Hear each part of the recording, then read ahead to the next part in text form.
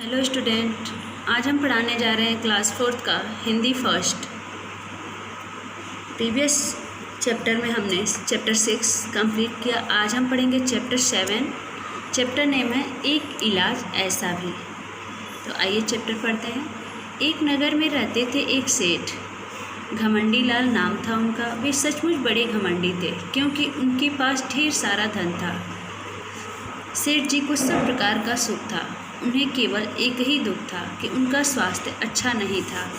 उन्होंने अनगिनत बीमारियां पाल रखी थी। धीरे धीरे सेठ जी की बीमारी बहुत अधिक बढ़ गई। बड़े बड़े डॉक्टरों ने इलाज किया लेकिन कोई लाभ नहीं मिल हुआ। बड़े बड़े वैद्य और हकीम भी असफल हो गए। मर्ज बढ़ता गया। ज्यों-ज्यों दवा की, सेठ जी और उनका परिवार परेशान। मिलने जुलने वाले लोग भी चिंतित। रोग ठीक होने का नाम ही नहीं ले रहा था। निराश होकर सेठ जी ने घोषणा करवाई कि जो उन्हें ठीक करेगा उसे मुंह मांगा इनाम दिया जाएगा। इनाम की लालच से अनेक डॉक्टर वैद्य आए, इलाज भी किया, लेकिन सेठ जी की बीमारी ज्यों की त्यों रही। इस कहानी में एक सेठ रहते हैं घमंडी लाल, जो बहुत ही धनवान होते हैं। बहुत धन रहता है उनके पास, लेकिन उनका स्वास्थ्य अच्छा नहीं रहता है और वे दिन पे दिन बीमार होते जा रहे हैं और कोई भी डॉक्टर उनका इलाज नहीं कर पा रहे हैं क्योंकि वे बहुत ही क्या होते हैं, आलसी होते हैं। वे काम धाम कुछ भी नहीं करते हैं। तो कहा गया है कि पहला सुख निरोगी काया। इसमें हमको ये सीखना है कि हमें व्यायाम प्रतिदिन करते रहना चाहिए। एक दिन सवेरे एक प्रसिद्ध वैद्य सेठ जी के पास आए। उनकी नब्ज देखी, शरीर की जांच की, फिर अलग जाकर नौकर चाकरों से बात की।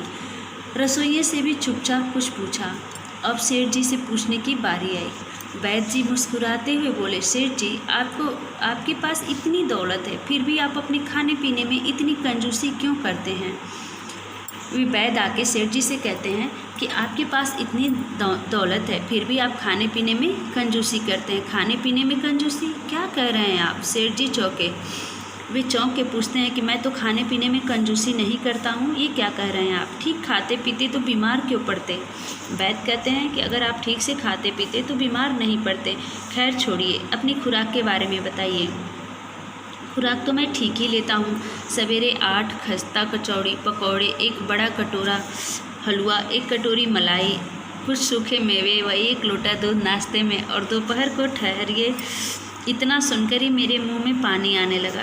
दोपहर और शाम की खुराक इससे 2-2 गुनी तो होगी ही। वैद्य जी में बीच में ही बोले, आपका अनुमान ठीक है। पूड़ी पराठे मुझे बेहद पसंद है, डटकर खाता हूँ, फिर भी समझ में नहीं आता चलते चलते मेरा दम क्यों फूलने लगता है, सेठ जी ने कहा। वैद्य जी बोले, सब ठीक हो जाएगा, पर इलाज शुरू करने से पहले मैं कुछ बातें साफ करना चाहूँगा। कहिए, आप क्या कहना चाहते हैं? सेठ जी ने पूछा। अच्छी तरह सोच लीजिए। मेरे इलाज पर आप इलाज किसी सुनसान जगह पर किया जाएगा, वैद्य जी ने कहा। वैद्य जी कहते हैं कि आप इतने अच्छे से खाते पीते हैं, फिर भी आपकी तबीयत ठीक नहीं रहती है। तो पहले हम आपको एक बात बताना चाहेंगे कि हम जैसे भी इलाज करेंगे आप उससे नाराज़ नहीं होंगे, ये हमसे वादा करिए। भला इलाज से मैं नाराज़ क्यों होऊंगा? वैद्य जी कहते हैं कि मैं इलाज से क्यों नाराज़ हो जाऊंगा? शहर से बाहर भी आबादी से कुछ दूर मेरी कोठी है, आप वहाँ कल सवेरे से ही इलाज कर सकते हैं, सेठ जी बोले। अब वैद्य जी ने अपने साथ लाए हुए आदमी को अलग ले जाकर इलाज के बारे में समझाया। वैद्य जी जो अपने साथ आदमी लाए रहते हैं उनको अलग ले जाकर इलाज के बारे में समझाते हैं। फिर कल आने की बात कहकर विदा हो गए और वे कहते हैं कि मैं कल आऊँगा, और चले जाते हैं। वैद्य जी वक्त के पाबंद निकले। वे अपने वक्त के पाबंद थे, वे वक्त पे आ गए। अगले दिन सवेरा होते ही सेठ जी के यहाँ आ पहुँचे। उनका सहायक 2 घंटे पहले ही इलाज की तैयारी के लिए उस निर्जन कोठी पर पहुँच गया था। वैद्य जी निर्जन कोठी तक पैदल टहलते हुए चलना चाहते थे, किंतु सेठ ने न माने। वे हाथ नचाकर बोले, उस कोठी तक पैदल जाएंगे? वैद्य जी उनको वहाँ तक पैदल ले चलने की बात करते हैं तो सेठ इस बात के लिए तैयार नहीं होते हैं। वे कहते हैं कि नहीं, मैं वहाँ तक पैदल नहीं जा पाऊँगा। 4 कदम चलते ही मेरा तो दम फूलने लगता है।